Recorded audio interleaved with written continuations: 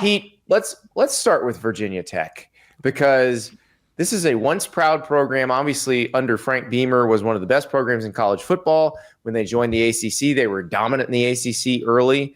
But really, since the tail end of the Justin Fuente era and all through the Brent Pry era, they just haven't been a factor. Yeah, you look at Virginia Tech, obviously what Frank Beamer did there has been really hard to replicate since he left. And obviously, too, they went Big East to ACC, but I think it's safe to say that what Frank Beamer did at Virginia Tech is almost what Clemson has done in the last decade. I think that's a good comparison for fans to have. Everything I've heard to this point is that they want to hire either a sitting head coach or a head coach with significant experience. And that can vary. That can be a group of 6. That can be a Pat Fitzgerald or a Dave Clawson, who have been sidelined this season. And then Whit Babcock, he's having a press conference as we speak right now. He just basically outlined that he wants to hire a football general manager to really help oversee, revenue sharing, NIL, roster management. So I think what we're going to see happen at Virginia Tech is a head coach who can come in and win and has that strong track record. At the same time, they want to bring someone in too who knows what it's like to structure a college football program in 2025. Are we going to get through this entire segment without acknowledging that Pete is wearing a nice little sport coat with a golf shirt? That's like elite level. I'm rich and I belong to a country club attire. Is it not?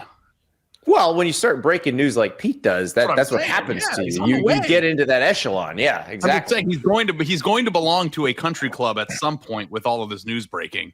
And I just love that part of one right now. Are you?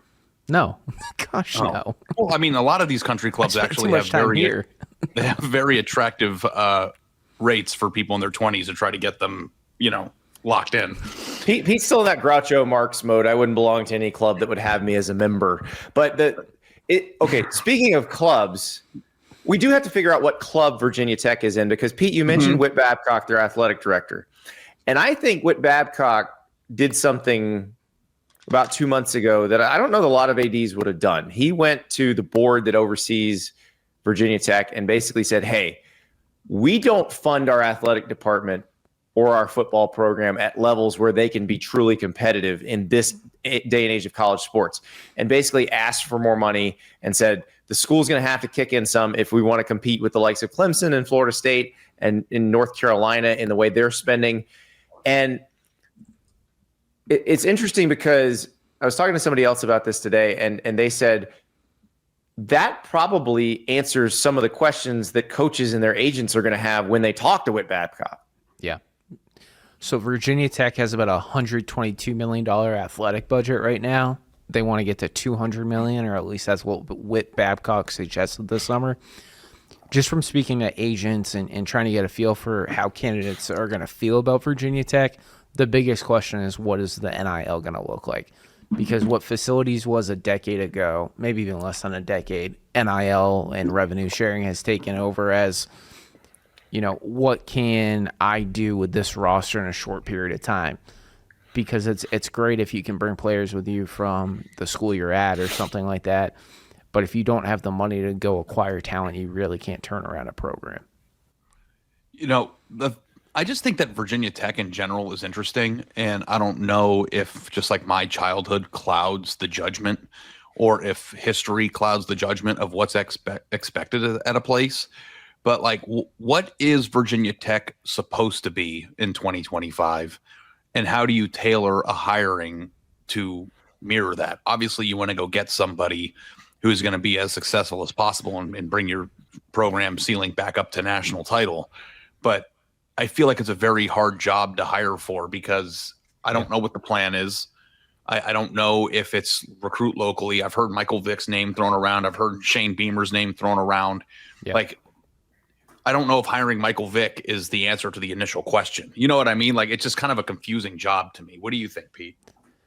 So on the Michael Vick front, reported this morning that have heard that some boosters push for him to go get the Norfolk State job just so he has some coaching experience moving forward. I think it's extremely unlikely that Virginia Tech hires him this go around, but it really wouldn't surprise that many if, in 5 years, if Virginia Tech hires a coach who brings the Hokies back to a high standing, and maybe he wants to go to the SEC or something like that, we could see Mike Vick's name kind of come to the forefront. And that wouldn't surprise a lot of people. Now, in terms of what the ceiling is at Virginia Tech, and I feel like I'm queuing this up for Andy to jump in and expand on it, but I would say making it to the ACC title game every 3 years is kind of what they envision, being in the top 25 in a consistent manner so they're relevant nationally. I think those are kind of like what the ceiling, or at least the standard, and the opinion of fans and people in the administration look like. All right, we're going to talk Texas and Arch Manning next, but right now let's talk a little bit about Game Time. Do you want to go see Auburn play Oklahoma? That's where I'll be this weekend. There's some pretty awesome tickets that are available for a pretty reasonable price. I was looking at one for $158 that it's a hell of a view, and I can actually see the view on the Game Time app because you click the game you want. It shows you the tickets that are available, and it shows you exactly where you'd be sitting in the stadium. So good deals if you want to go to Auburn, Oklahoma. Good deals if you want to go to Michigan, Nebraska. There's a couple in the $200 range that are just awesome views at Memorial Stadium in Nebraska if you want to watch Michigan and Nebraska play in a very big Big Ten game. Download the Game Time app, redeem the code STAPLES for $20 off your first purchase. Terms apply. That's the code STAPLES, STAPLES. Download that Game Time app. Ari, you look at these are good seats for not nearly as much as I thought they'd be. Yes, and also, too, the no hidden fees thing. Oh, so love it. Yeah. Love it. The number you see on the Game Time app, that's the price you'll pay. They don't stick another, $80 worth of fees at the end of it.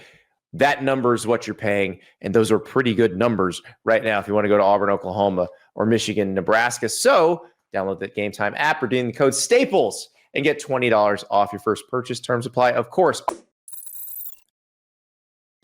Yeah, and I think the ceiling and standard is different. So like that, the standard, I think maybe for every Power 4 program, I think their expectation is to be in or around the top 25 on an annual basis with a breakout year once every 5 years, right? Like, yeah. I think that's a very fair expectation for Virginia Tech. Now, the one thing about Virginia Tech, too, and I know we're going to talk about UCLA, like Virginia Tech expects football to bring more eyeballs onto the university. Like they need football to be the front porch. And I know that is the biggest cliche that administrators throw out there, but they need and expect football to like be a high representation of the university and drive enrollment and get more dollars and things like that. Well, and the thing is, like Lane Stadium, the inner Sandman entrance, like when that place is packed and hopping, it looks like a really cool place to go to school. So I get where they're coming from on that. The question is, what type of coach wants this job? What type of coach fits this job? You mentioned Pat Fitzgerald, who I said would fit at either here or UCLA because he's won in a place where it's probably more difficult than either of those to win at Northwestern. But also, I'm wondering, would you go coordinator again? Because they went coordinator last time. It didn't work out the way they wanted it to.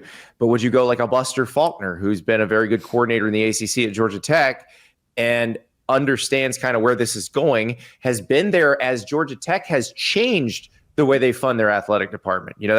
They're a place that was probably in the boat that Virginia Tech is in right around when Brent Key got the job. Yeah. But Jay Batt, who has since gone on to Michigan State as the athletic director, did a pretty good job raising their level of funding. The way I look at it, too, is I'm talking to someone about this yesterday. I think a Jeff Monken or a Brian Newberry, the Army and Navy head coaches, are almost more, I kind of have them higher on my hot board at this point than an offensive coordinator just because of I think Virginia Tech really wants to bring someone in who has proven that they can win. And Jeff Monken he's got a great body of work and has proven that. Now, the one thing about Buster Faulkner, and we talk about other coordinators too, if Whit Babcock goes and brings in this GM who can really help, a Buster Faulkner set up his roster and things like that, and Buster can just, make the recruiting pitches and make sure that everything goes well on the field, and maybe that kind of hire works. And we're talking about like a Jim Nagy at Oklahoma, Ron Rivera at Cal, where this is a GM with some power. Yes. Pete, I don't know if we can get through Virginia Tech without at least acknowledging that Shane Beamer exists, as Andy and I were 10 feet away from him and as he was getting emotional talking about Virginia Tech 2 weeks ago. And I'm not asking you if you think he would take the job, but I think that it frames another interesting question, which is, the three of us know that the ACC is on borrowed time. We don't know what that's going to look like or how it's going to manifest in the crazy world of expansion and all the things that college football is headed. Yeah. But if you use Beamer as a case study for the rest of the coaching candidate list, I have a hard time believing that Shane Beamer would take that job, because how could you leave an SEC job? There's no way in hell I would take that job if I were Shane Beamer. I don't care how emotional and sentimental you get about it. South Carolina bid against itself to give Shane Beamer more money this offseason. They would owe him so much money if they fired him. So if things went badly in Columbia, like the worst thing that happens is you get paid gajillions of dollars. Yeah. There's no way I'd leave if I were. But to land the plane, how attractive are, because we're going to talk about UCLA, and I find this interesting because on one hand, Virginia Tech to me is a much better job than UCLA because of the, agreed. Because I don't know if UCLA believes in the front porch theory. No. I don't know if they've shown that. They don't need it.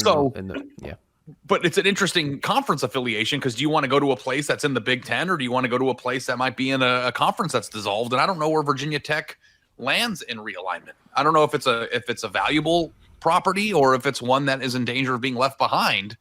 Maybe you don't think about that. You're a coach in 3 or 4 years. If you do well there, you have a chance to go up and get a better or bigger job. But how much does being in the ACC help, hinder, indifferent when it comes to, who they are trying to hire and how they're perceived on the job market? I think Shane Beamer thinks about that. I think he's well aware that Virginia Tech could be on the wrong side of realignment, whatever you want to call it. And the other reality, too, is UVA is the more attractive school to poach for one of these conferences than Virginia Tech. And I know some Virginia Tech fans are going to come at me in the YouTube comments, but that's reality. Well, and the reality is UVA may open, too. It depends on the year Tony Elliott has this year. So they actually may be competing against one another for this. And that would add a different dynamic to it as well. But yeah, it's going to be fascinating to see what they do. Obviously, they're not going to hire anybody tomorrow.